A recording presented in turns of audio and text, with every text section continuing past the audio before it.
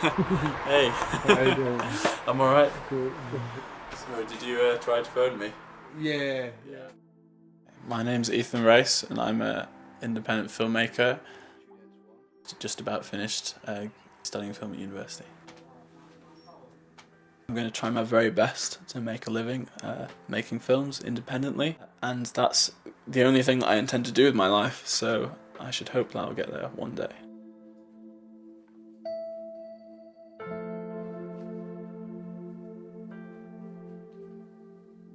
My name's Brian Simpson. I'm 22 years old, and I'm a law student and a trade unionist from Glasgow.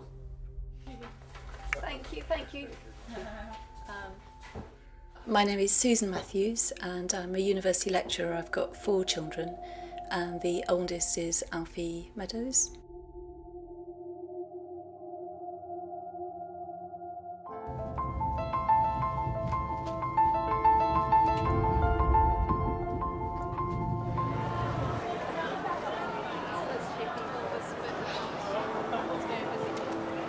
My mum's main kind of feeling throughout it all is the same as my main feeling, which is the absurdity of it.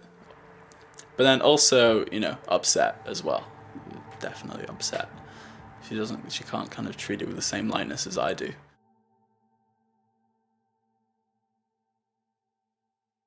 I should have, no, I definitely do. Sorry, can you tell me where this is? They're arresting people, student activists and protesters, and they're trying to stop them from being politically active.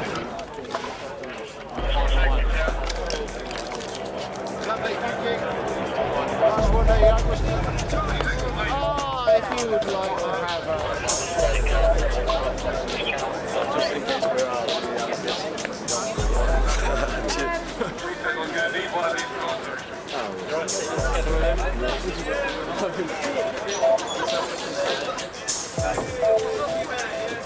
Let's see the other side.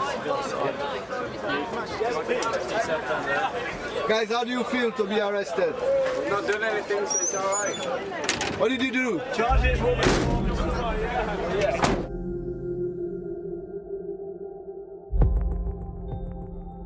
What did you do? What did I do? Yeah. I've just apparently I've trespassed public property. I don't know really. You don't know. No. I've not been told why. Just told you, twice. Go on. Told you, you've been arrested and ordered to Tell the camera as well. I'm telling you. What did they tell you? Oh, he tells me I've been arrested to contain the peace, but I've not been disruptive at all, so I don't know. That's what I was saying. Do you want me to take your cards for you stay in, mate? I've got my handcuffs to say.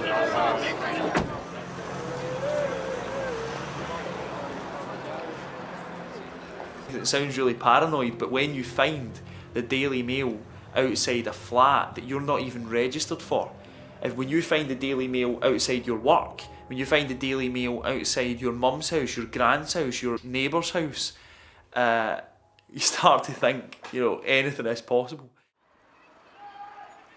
I didn't know where to go. I couldn't go to my flat. There was people outside. My flatmates didn't know what the hell was going on. They didn't know whether I was arrested or anything because I couldn't phone them. I knew my phone was tapped, for example. Can I give you one, pal? No thanks, everybody has to take cuts. Go back. Yes, students are in there.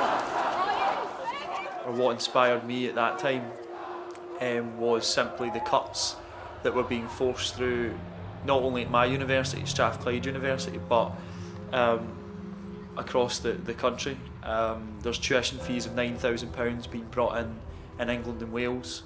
Huge cuts in our education. At my university alone there was 3 courses being cut, 140 staff members being sacked, forced out their job, and this was at the same time where at Strathclyde University you had a principal forcing through these cuts who was on £250,000 a year. And for me that was a microcosm for the rest of society.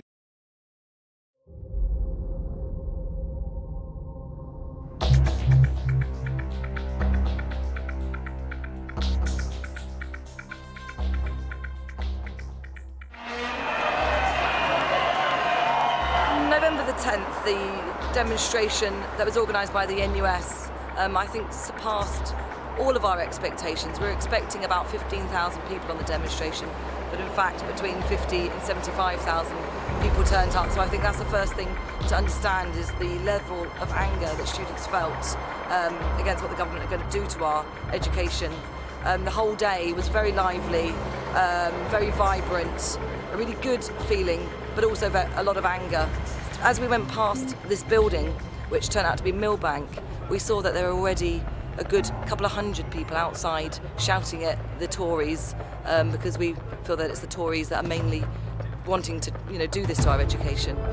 I walked through the crowd, went to the door. And then I don't know whether it was just a sheer kind of frustration, or a mix of frustration and genuine kind of, we can actually do this. Thousands of people surged forward, and we pushed against the door. The door was under so much pressure that the glass doors completely smashed, completely disintegrated. Hundreds of people, 400, 500, maybe 600 people got in, which was massive. You couldn't move. It was physically packed with people. That was the first time I got into Millbank Tower, when I was in the foyer. Again, keeping the chanting going. Again, making sure that there didn't need to be politics. People were so angry, but at the same time so enthused with what they'd actually managed to do. They were in the foyer of the Tory HQ, a multi-million pound building that they had, without any police prevention, had managed to get in.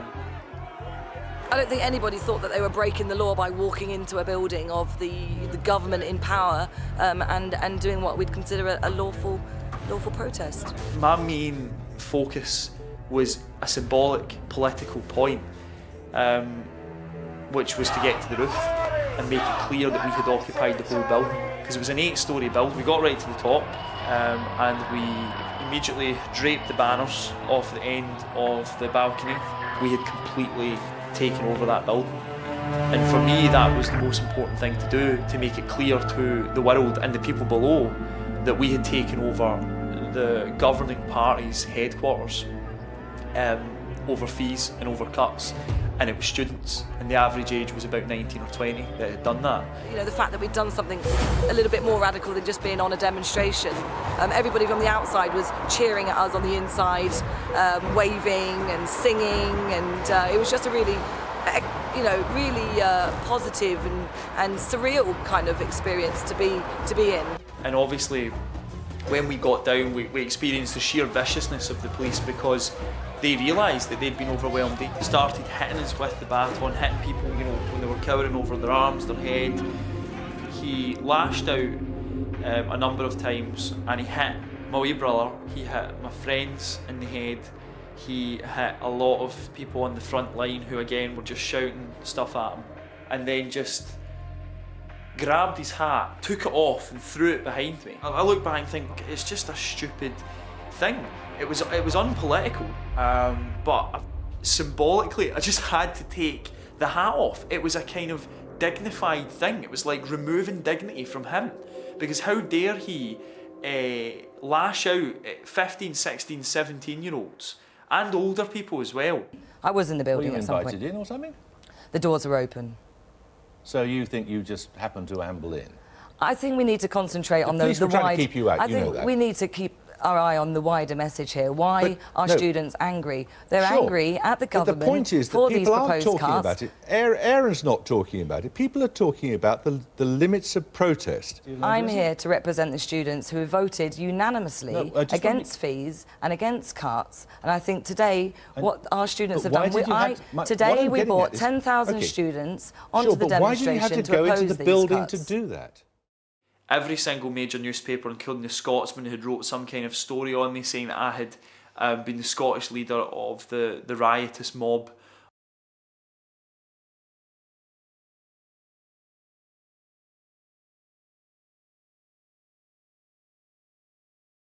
Have you got press pass? I'm an independent filmmaker. At the moment, no. I need to have a press pass to get in. You do, mate. Well, this is a public place. I got rights to pass. This is a public place, but they haven't got a right to pass, neither of you. The answer's no. because there's missiles being thrown and everything to prevent anyone getting injured. If you want to try and join the demonstration, you can go round and join it from the back. It's not a joke, move back! That's unnecessary!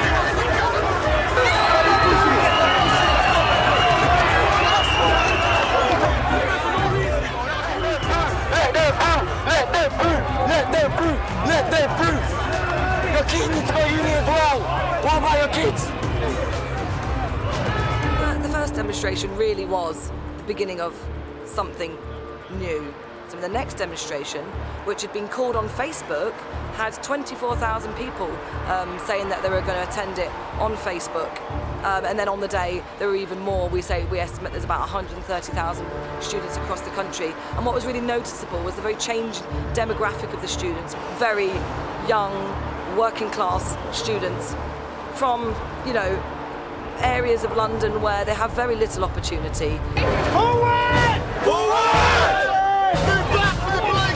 Move back for the police line! Move back for the police line! Keep going! Mind yourself! You want to send us back that way? We're not all bastards. Who are we? Everyone was just so caught by surprise that the students had felt, you know, that level of anger in order to do this. You know, 10-year-old kids on a demonstration fighting, you know, shoulder to shoulder with all the other students to defend our education.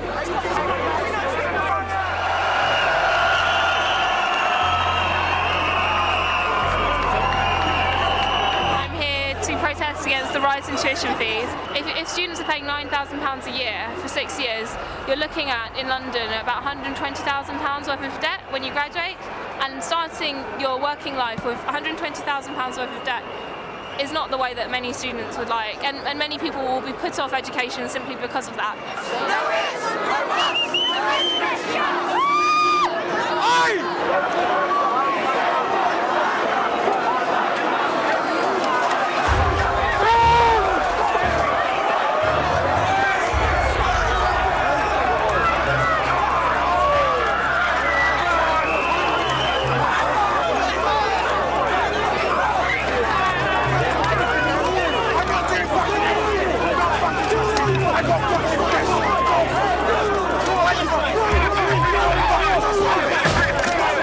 Why would they do that? Look, they're supposed to be looking after us.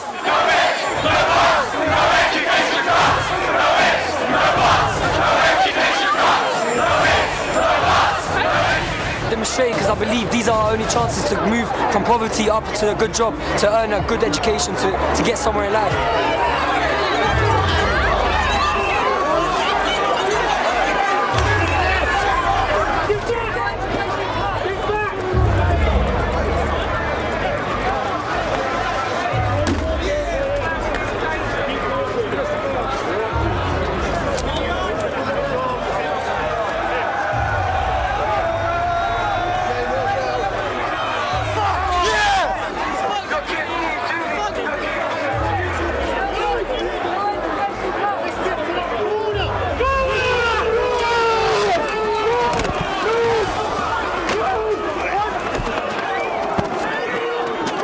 Been told when the police are going to let us out, whenever they decide to let us out, basically, really.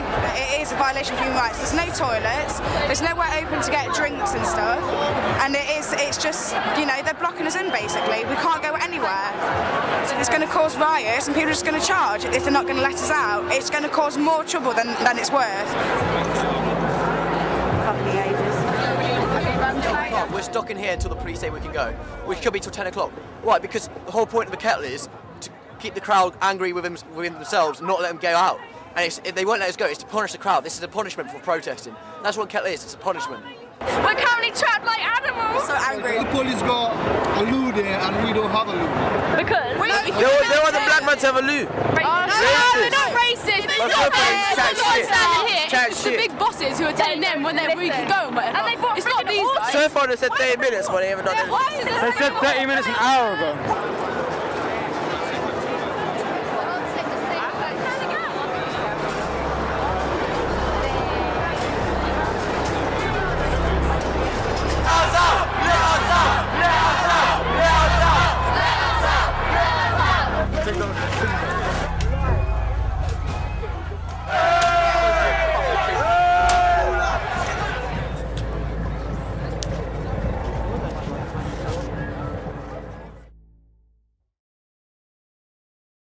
My daughter, it's been estimated, will have to pay £43,000 if she wants the kind of education that I got for free and that the politicians got for free. So the interest rate on the student loans will be inflation plus 3.5%. That will be currently 7%. That is higher than my mortgage interest rate. That will leave most young people with a debt of £80,000 for going to university. I've got 2 daughters. That means my family will have to pay £160,000 if my daughters want to go to university for the kind of education I got for free. Where are we going now? We're going up to Strathclyde Uni, and we're going to do some campaigning up there.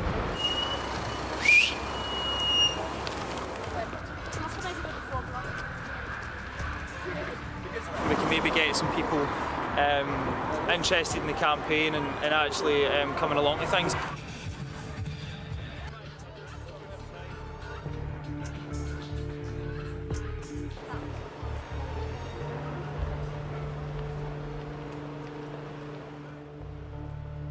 Money for jobs and education! Not for war and occupation! Money for jobs and education! Not for war and occupation! Money for jobs and education! I go to sleep about 1 o'clock in the morning, and next minute I've got woken up by 5 Metropolitan Police officers barging through my front door. I obviously rushed out to the hall, by which point they were already through the door. Immediately spread out, they searched my flatmate's rooms, turning the mattress up, you know, looking through the sheets, looking through drawers. I presumed they were taking me to a Glasgow police station, and they drove me to what later happened to be Cumbria. So I got my DNA taken, I got my fingerprints taken, I got swabs taken, I got, you know, eye retina scanners taken, I got my name, I got everything processed. That is now in the DNA database because it's a violent crime for the rest of my life. It doesn't ever get removed, whether I'm guilty or whether I'm not. So he arrives maybe 10-15 minutes later, and we go into the questioning room, and he pulls out a folder, starts laying down the articles. Again, all newspaper articles, all stuff that I'd seen before. I was given bail conditions, which included I cannot enter the City of London, because apparently this would allow me to conflict with witnesses to my crime. I walked to Tesco and I made the first phone call to my dad that I'd made. He had been waiting and waiting to hear back from me, completely distraught with worry. So he came and got me, found me eventually. So I'm driving up the road and my dad's just quite silent, quite reserved. Obviously very traumatised and kind of more traumatised than me to a certain extent, but he didn't know what had happened, and he asked me, you know, what did they do to you? Did they hurt you? Did they assault you? Did they shout at you? Did they swear at you? Did they belittle you? I wanted to make him feel like I dealt with it well. I knew emotionally inside I wasn't dealing with it well. It really hurt me, but it was much more important for me to make clear to my dad that I was confident, I was fine with what had happened. It was just another blip, but it was not. It was a huge event that just happened and it really shocked my system. And later on, you know, as I said, I had a serious shock to my confidence as a political activist. And I absolutely think that if it wasn't for my comrades and my friends and people like my younger brother, I really wouldn't have got through that period without an absolute nervous breakdown. When they say cut back, we say fight back. When they say cut back, we say fight back. Cut back. I've known Brian through lots of different movements, Stop the War and the anti-cut stuff.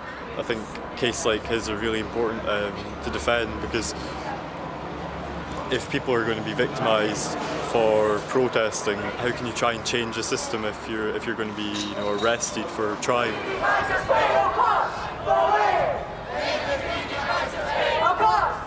If we go down, then where are the next generation of students who decide to take direct action.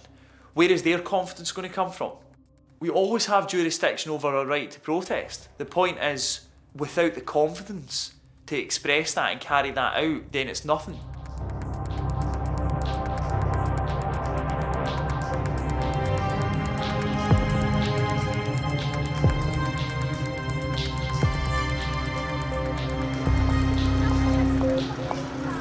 I'll just walk you through.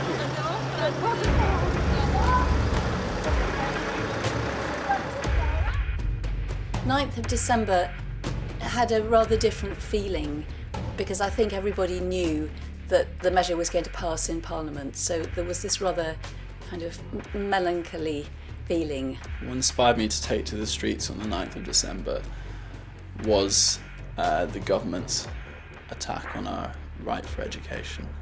That is, that education should be free for everybody, not just the people that have money. A policeman said to me before I went in, take care, it's going to be nasty. But as soon as I got in, it didn't seem to be nasty at all. I mean, the crowd of protesters were a mixed bunch of very normal and pleasant-looking people.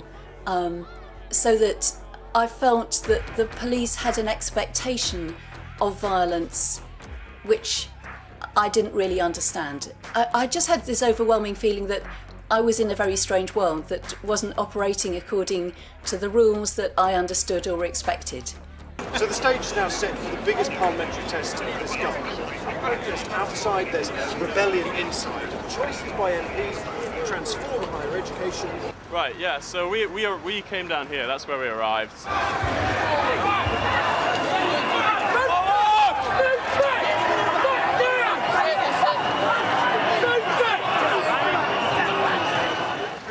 But people just kept on coming, you know, until they finally just broke out through the very loose police lines along here that suddenly disappeared. And then as we were coming into Parliament Square, the general kind of tension kept on rising until they broke out into the square, and kind of chaos reigned for about half an hour until it was kind of more peaceful again, and then people set up tents and kind of some people did speeches, and there was loads of music playing and general kind of celebratory kind of atmosphere.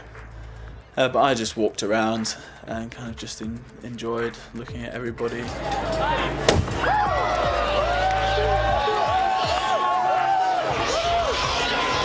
On the 9th of December, it felt very different from the earlier protests I'd been to. Because I arrived late and everyone was already kettled by the time I arrived. I could get in, but once I'd got in, I couldn't get out, which was quite a strange experience. The protesters were in Parliament Square and there were blocks at each of the exits.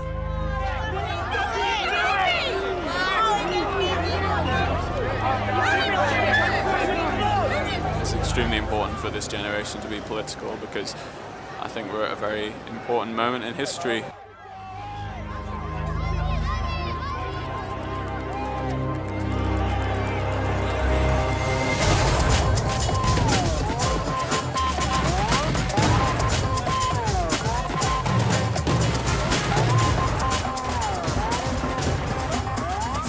Funding for the social sciences and the humanities, what they're doing is creating a whole generation of people who won't have the intellectual tools to question exactly what these people are doing right now to us and to this country.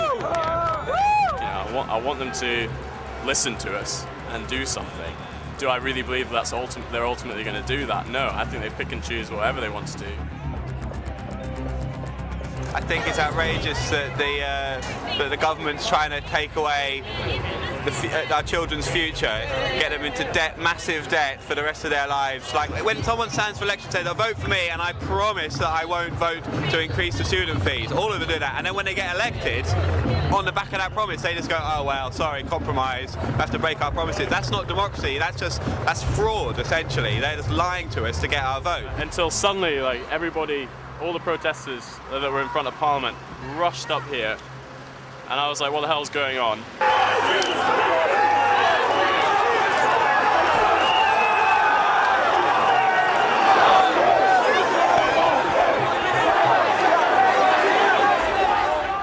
eventually the police charged us with horses, about 20 horses or something, which was a complete surprise to me.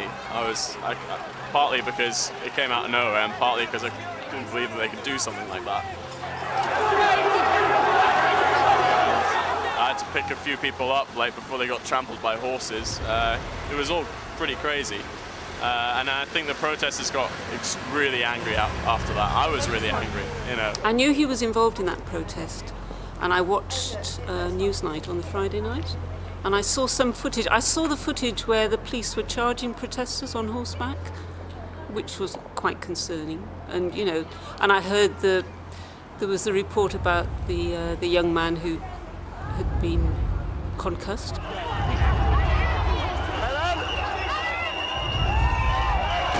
There wasn't any communication directly from the police to the protesters, and I think it's quite important to say that, because when we were in the square, we didn't know what was happening. I mean, I only knew I was kettled because when I tried to leave and was told I couldn't leave, and in fact, of course, they didn't say that we were kettled.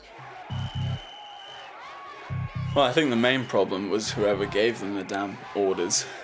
They have a lot to answer for, I think. So the crowd was split into two, and then when it reformed at the front line, I was pushed to the front. I didn't touch them physically.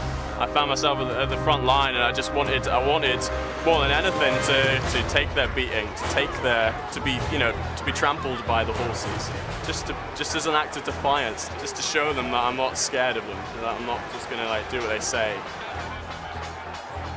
Perhaps naively, I felt that it couldn't happen again.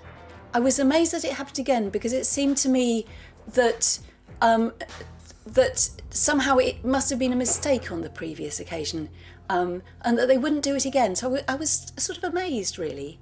I think I didn't quite believe that it was going to happen.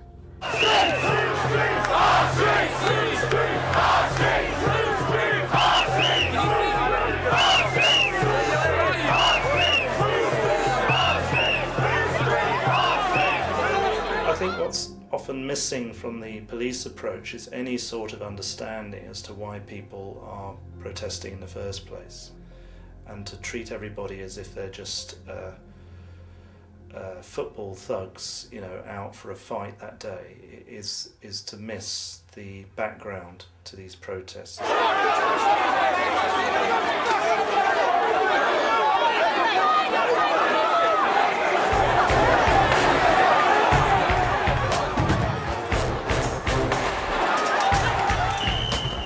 When there's a piece of fence at the front, the police are allowed to do whatever they want to take it from us. When people are kettled and when people are rattled that much, it is inevitable that people are going to lash out, just in the same way that the police lash out at the large numbers of demonstrators.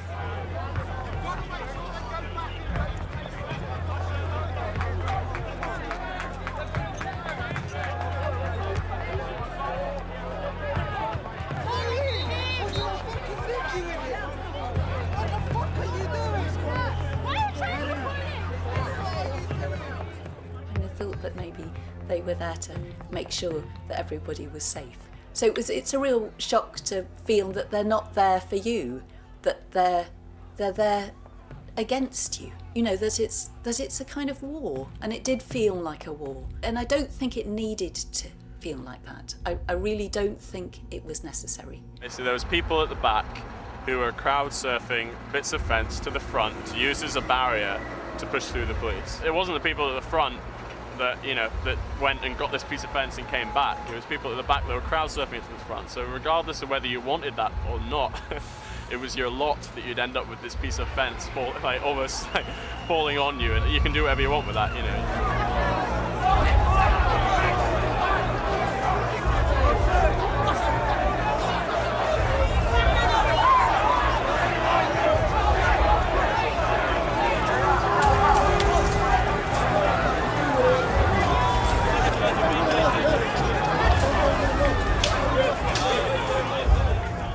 I got in the papers because they had a very, very clear photo of my face. I can't see any other reason, right? Who took the photo? The police took the photo. I was aware of them taking it. What happens now is that there is a change in the way these matters are policed, and there is a video unit that is assessing all the video footage for evidence against those individuals, and where evidence exists or is strengthened, then they will proceed to charge.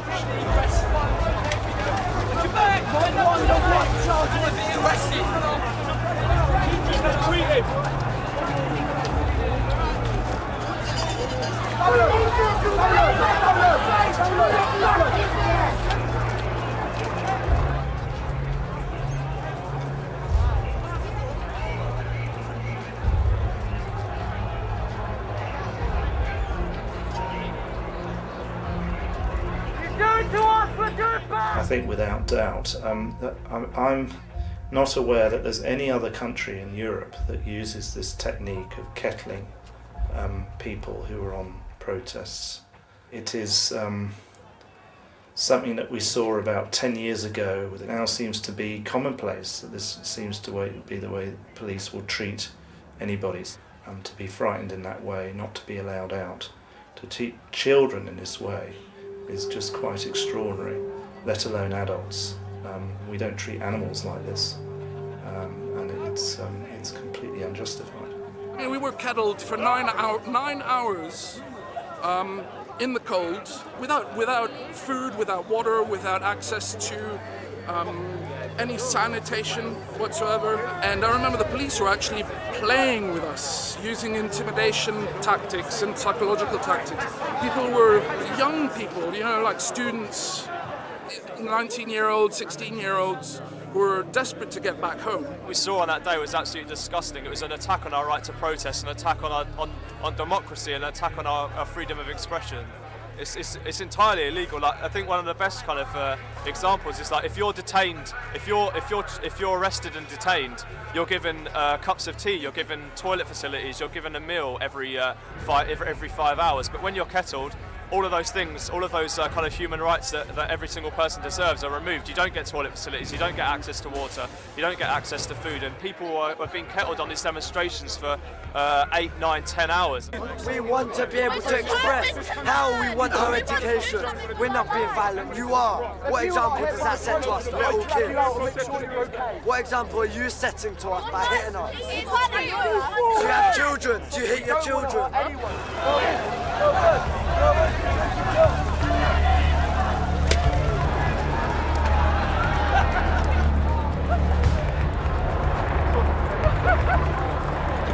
Here and there, that will be the news spreading. So we've just heard that the bill to raise tuition fees to £9,000 a year has been passed, and everyone's obviously very disappointed, very angry. All right. You say we're the future, yeah? But you're making our future hard. If you're making it hard, then we can't really do nothing about it. Trust. Making it hard. And how are people gonna get the money? Remember, yeah, I'm from Tottenham. But I think it will just affect the country badly because, fewer people are going to want to study the humanities, for instance, where there isn't the sort of guarantee of a high-paying job at the end. And, I think our country, a worse educated population is going to make for a worse country in general. You can obviously see how what we are feeling. We're not happy, of course, but then we will have to learn to deal with it. We talked to a government which is meant to be democratic, and they did not listen to us. After the vote, I was with my second son, Frankie, and we were trying to leave, and we were waiting at the bottom of Whitehall. And a lot of time passed. We kind of moved to the right, we moved to the left. And there was actually quite a sort of a scary, a really quite a frightening experience that we had when some police pushed forwards. And I actually thought I was going to be knocked over and that we were going to be squashed. The excuse right now, is that they need to contain it from going somewhere crazy into London or whatever. People want to go home. If you keep everybody here, of course we're going to go mad. What else is going to happen? They're taking away our education money. What do you think we're going to be? Are we going to be happy or are we going to be angry, bro? Exactly. So if you look at angry people into one cold little square with no heating, no food, we can't go home either when we feel like it. I'm sorry. I think they want to riot.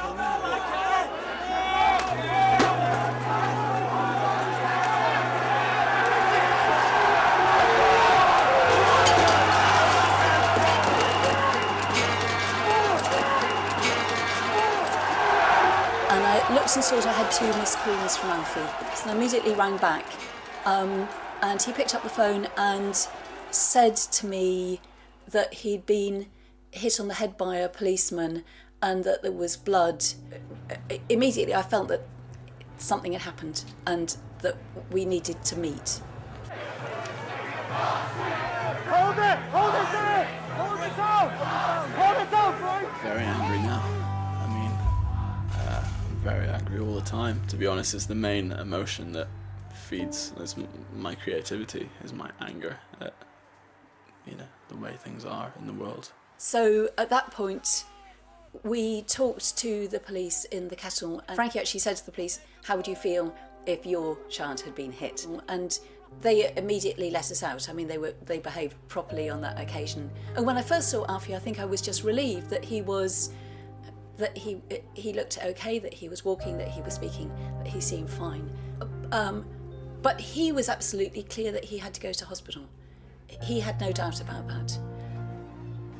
Alfie began to get ill, visibly ill, in the ambulance on the way to the hospital.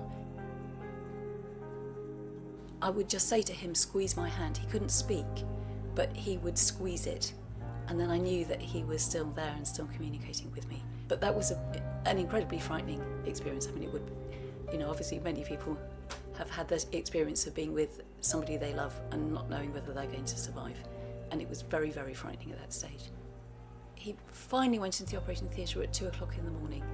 And by the time he went in, he was just lapsing out of consciousness, and he'd lost the use of one half of his body, and he couldn't speak any longer.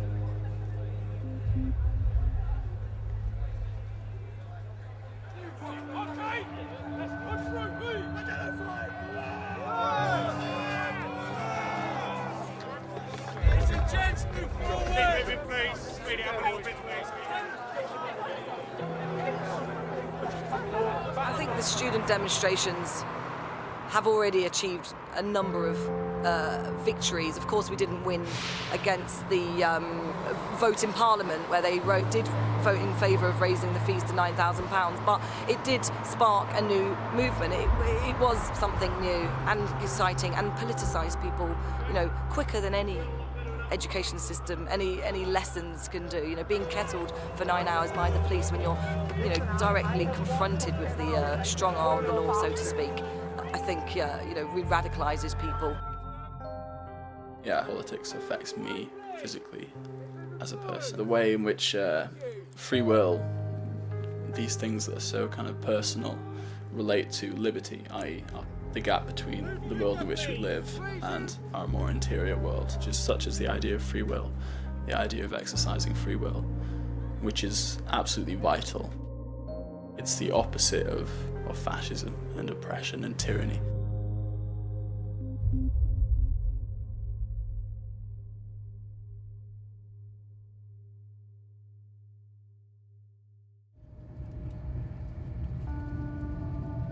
I was on the train up to Scotland, and my brother had an Evening Standard with him, and then he randomly saw my photo in top 12 wanted list. I went to the police station because I got a phone call by the police who had found me through the reporter that did an interview with me.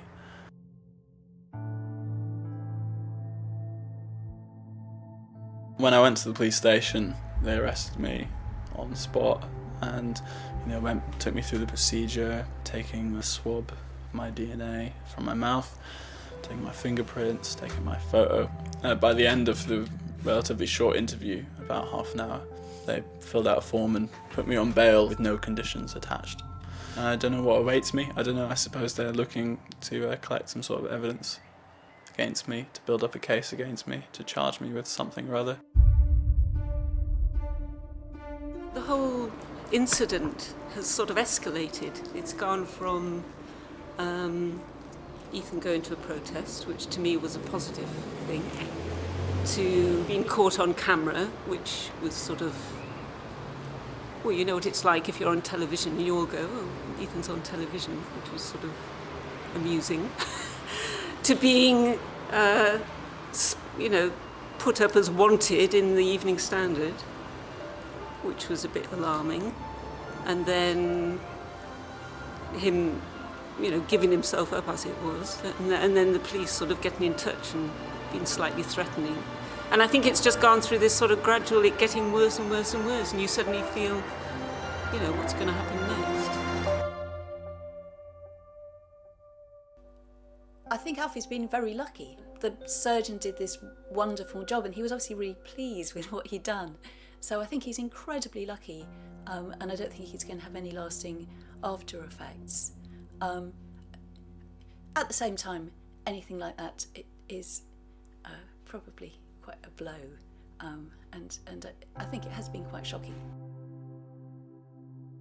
Incredibly frustrating for Alfie that there is, you know, there's the kind of the legal gag on what he can say, and you do feel with this that timing is important. I don't know whether the change is a good change or a bad change. Certainly, you know, in the immediate aftermath, first of all, he was sort of elated that he'd come through it and that he was recovering so fast. And then there was quite a long period when he had, you know, horrible headaches and was very tired all the time. So there was a physical recovery. What happened to Alfie could have happened to any of our children, but we don't want our children not to be allowed to exercise their right to protest. So our aim is to really put pressure on the police via the media to say, you know, you must not treat our children in this way. One of those people being charged tomorrow is Alfie Meadows. As we all know, Alfie needed emergency brain surgery to save his life after the injuries he suffered at that demonstration on December the 9th. So tomorrow morning he will attend court to answer to a charge of violent disorder. Certainly is an event which in some ways takes away his control, because instead of him controlling the way his life goes, this blow has controlled what's happened to him. So here we are, it's the 26th of March, and we're here to march for the alternative, march against the cuts that have been dished out by the government.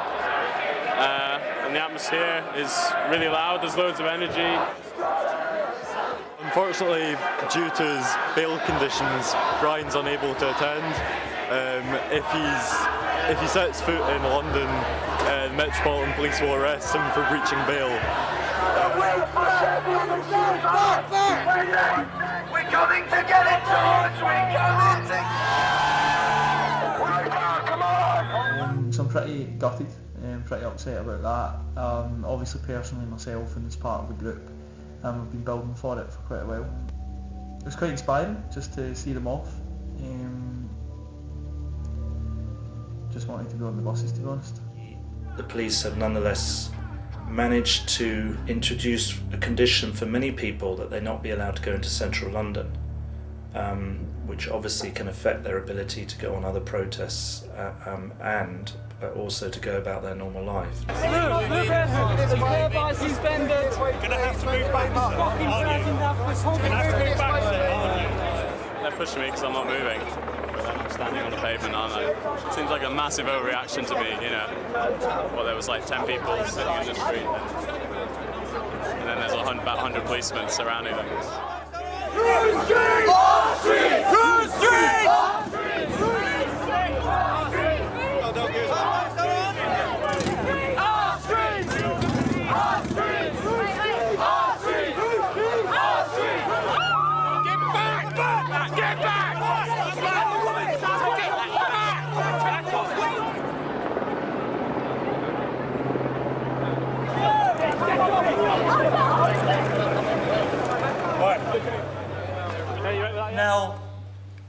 Violent disorder, one of the definitions I have found for this charge, is when 3 or more people use or threaten unlawful violence, and the conduct of them taken together is such as would cause a person of reasonable firmness to fear for their personal safety.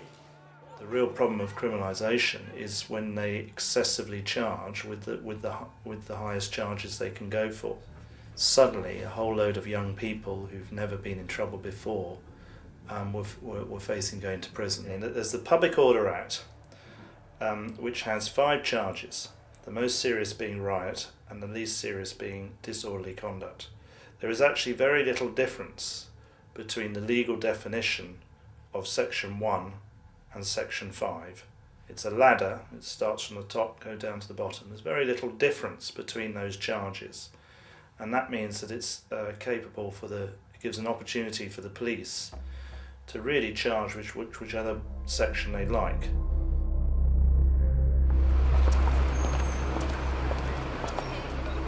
Well, I came a day early for my bail hearing tomorrow, so it's at 1 o'clock and it's going to be in Albany Street Police Station, so that's where I'm going to hear finally what, if any, charge is going to be made against me. It's not stopped me from protesting. I'm certainly avoiding being on the megaphone or being, in any way sticking out of the protest from fear of arrest.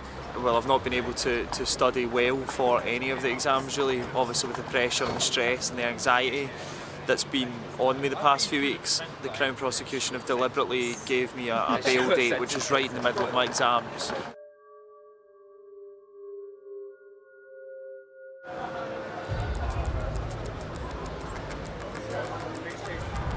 Well, I'm about to go into Albany Police Station for my return to bail.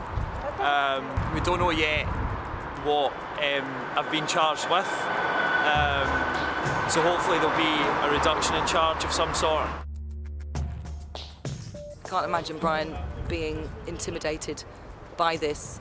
I'm sure it's a difficult situation for him to go through, and obviously he's thinking not just about himself but about other students and how they might, how it might affect them and their confidence to do these sorts of things. But it's not going to stop him fighting against social injustice. Well, they have charged me with a fray, which is good and bad. Obviously, being charged with anything, they are confident they've got evidence to prove that I have committed a fray, which is a very vague crime. It essentially involves threatening behaviour, verbally or physically, against one or more persons. Obviously, those persons are supposedly police officers.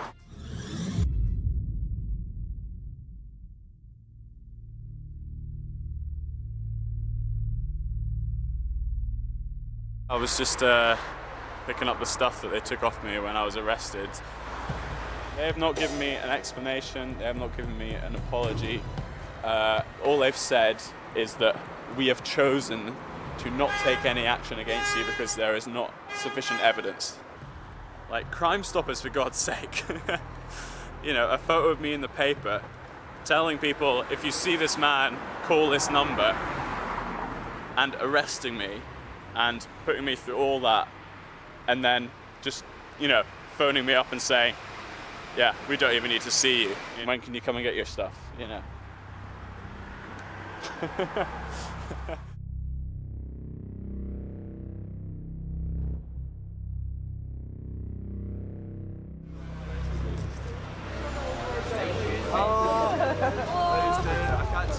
We're here at the Horseferry Magistrates Court in London, Victoria.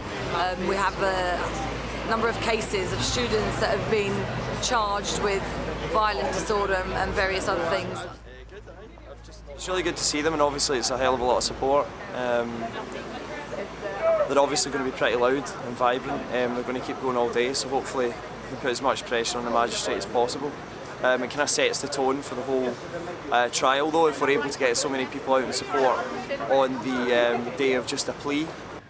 We need to defend every single student and worker that is under attack. Because if we lose the right to protest, then we lose the right to defend ourselves against the ideological assault on our wages, on our conditions, on our livelihoods, and on our working class life, on our services.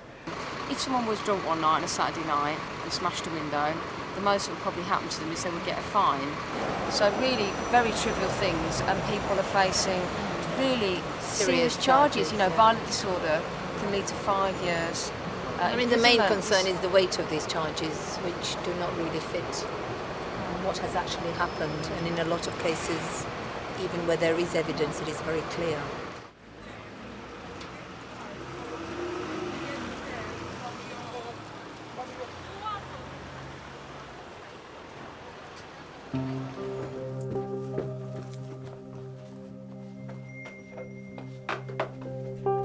We're just about to have a look at the evidence tape that we've been given by Metropolitan Police. Did you see how long it was? No.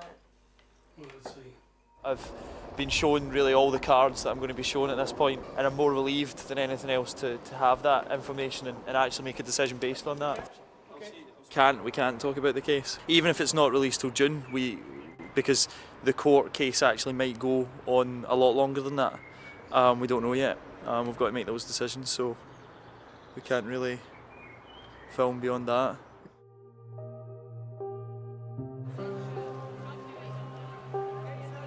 It's the 21st of November 2012, 2 years after the trebling of tuition fees.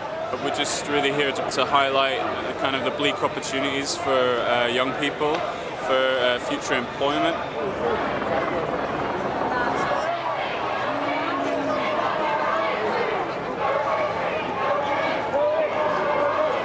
I think they're trying to silence, for a start, all this police, keeping Parliament Square completely free from any sort of protest, and keeping us out of the centre of London, back out of the way where no one's going to see us, no one's going to hear us. So that's what's happening. Well, one of the problems we have is how the police determine how the protest should take place to begin with. So there are often nowadays arguments. I mean, this has been going on for years about police saying that you can't march from here to there, you can't do this, you can't do that, setting their agenda right from the beginning as to how they want things to happen.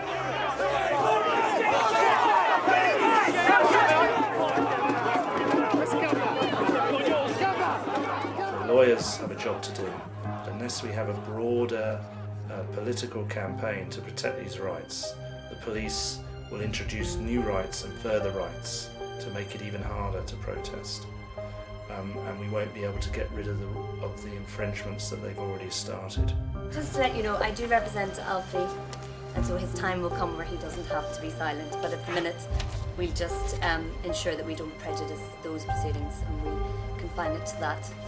We're getting quite an overview of the various tactics which are being deployed, which infringe on the various rights to freedom of expression, freedom of movement, privacy, etc. And you'll all be aware of those. But just if I could recap on what we have seen in the office throughout the various cases, we have seen photographing of protesters has already been mentioned, and then the publication of those photographs in various newspapers with captions that suggest guilt of some kind have been widespread, and that is a breach of Article 8, your right to privacy. Collectively, it's quite frightening how many tactics there are, and combined, what the impact will be interesting to see.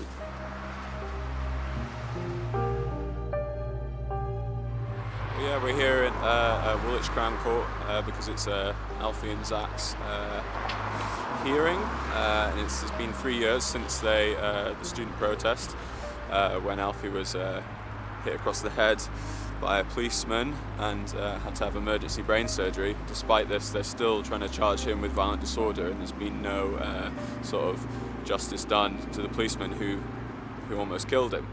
Essentially today, Alfie Meadows and Zach King are going on trial. At the beginning of last year, they stood trial with 3 other people and the jury couldn't come to a decision, but did find 3 of the co-defendants not guilty of the charges. The second time, the trial had to be stopped due to delays, and so we're now coming to the court again for the 3rd time. You feel a bit mad sometimes because you're living in such a different reality from the other people, you know. And because it goes on and on and on, and I can't have any more thoughts about it, and yet it just goes on and on and on. Obviously, I care very, very much for what it's doing to Alfie. It's quite a pressure on his siblings and on the rest of the family. But also, it just opens your eyes really to the very peculiar workings of the so-called justice system. What it shows about the kinds of things that happen to other people, about the way in which justice doesn't function properly for people who are hurt by the police.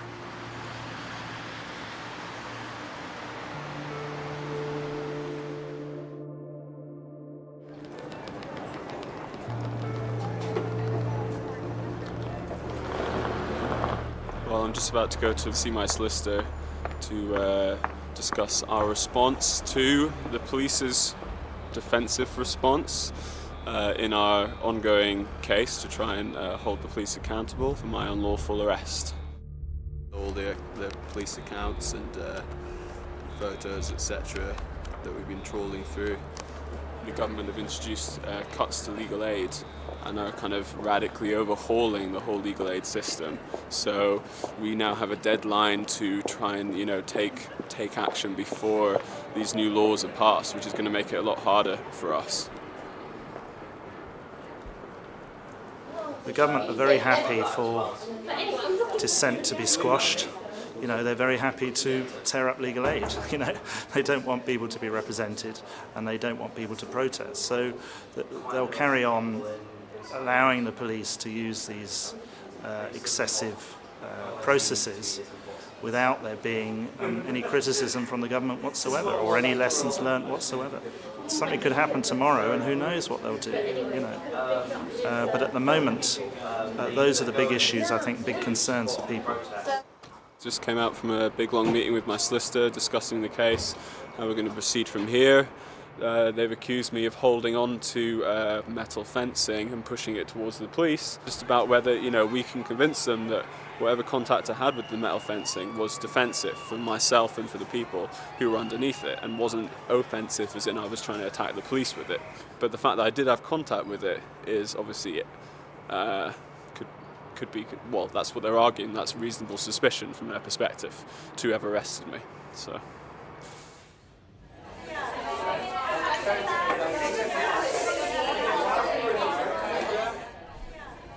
as you can see, like, I'm located near the fencing. That's where they're going to judge, like, whether they had reasonable suspicion at the time that I was conducting violent disorder.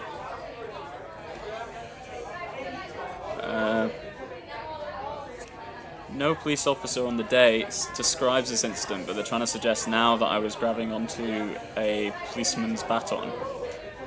They basically keep out everything that really shows the police brutality that was going on that day. There's an interesting bit at the end though. It says, these cordons are in place to prevent a breach of the peace at the Palace of Westminster and to maintain the democratic process of Parliament.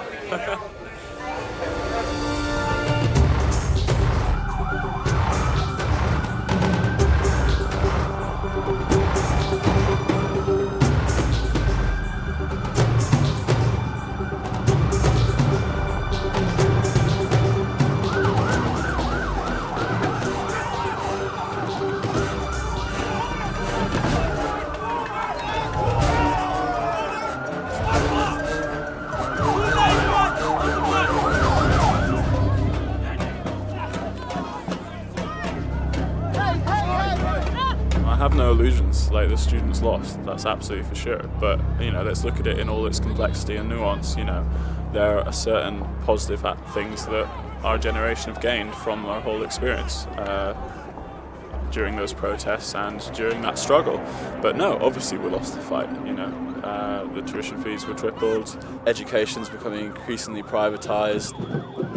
We didn't win, but we learnt a hell of a lot, and that's feeding into struggles today in the university and beyond. Cut back! Fight back! Cut back! Fight back! Cut back! Fight back! Our university is becoming increasingly commodified, and therefore, you know, protest is seen to undermine the kind of image the university managements want to present of themselves. And in that sense, I think it is a real attack and a real change in terms of the nature of our university, and a further undermining of the notion of universities as places of, you know, inquiry, of critical debate, and of democracy. So that's a real shift in terms of the attack that it represents. This was far more about introducing free market economics into education than it was about actually trying to improve the educational systems in this country or deal with the sort of supposed debt austerity crisis that was created by the main political class. And this was perceived by many students in 2010 to be as a consequence of ideological restructuring of society. And I think actually if we look at the situation we're in today, we see that actually many of those arguments presented by students in 2010 were vindicated, because actually the higher education system now is very much a marketised system, and this was what a lot of the people in 2010 were fighting very vehemently against. What you're all about, cuts, job losses, money for the buses.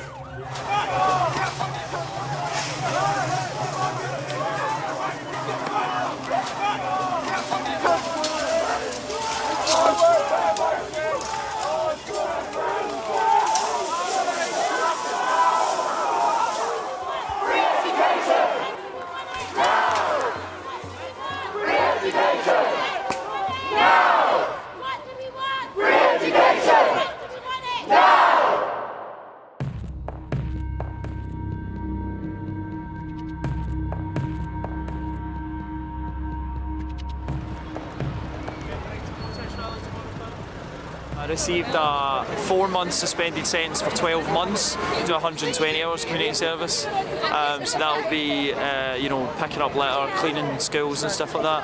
I think they just want to, you know, try to victimise a number of what they think are the key sort of troublemakers, key organisers. So Alfie was vindicated. He was acquitted. It was a unanimous decision by 12 members of the public, and they took very little time to come back and to acquit Alfie and to acquit his co-defendant Zach. So that was fantastic, and it was a fantastic moment. And just personally, during the trial, there was a moment when the jury was sent out, and the judge said to me, made an apology for what we had been through as a family. And nobody in power has made any apology of any kind. So although I don't set great store by that, it was a moment that had an impact on me, actually. Obviously, we feel that the charges against Alfie should never have been brought, and all it did was to interrupt the real thing, which is to bring the police who almost killed him to justice.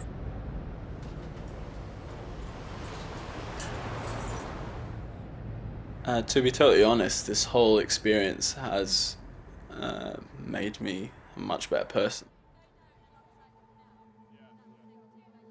So it's affected me in very positive ways, which sounds, you know, quite odd. It's made me so much more aware of the kind of world in which we live. It's politicised me. I'm more interested in politics than I ever have been before. I find it quite embarrassing. It's the least political thing that I've ever done, and it's not something that I'm pleased about, but not because I regret it in the sense that it was criminal or it was immoral. From my point of view, I think it's made me more political, and I think it's made me more determined to go on every protest. But I actually think for some of the other children, it's all a bit much. They just don't really want to think about it. You know, I think they sort of don't really want it to take over their normal life. They used me to show the public that they were clamping down on these crazy teenagers, sending out a message to other, potential protesters that, this could happen to you.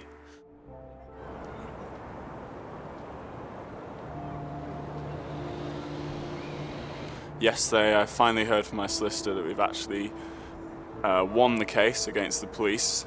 Luckily we didn't have to go through court. Luckily they accepted an offer that we gave them, which states... So yeah, I'm pleased to advise that in accordance with your instructions, I've now settled your case in the total sum of £3,000. This figure includes an amount for both financial and non-financial losses. So there you go. Success. It would have been nice if they'd given me an official apology, but I think they are really reluctant to give those sorts of things to anyone. And they've also refused to take my details off their system. So I've lost that part. I'm just happy it's over now, so I don't have to deal with it anymore.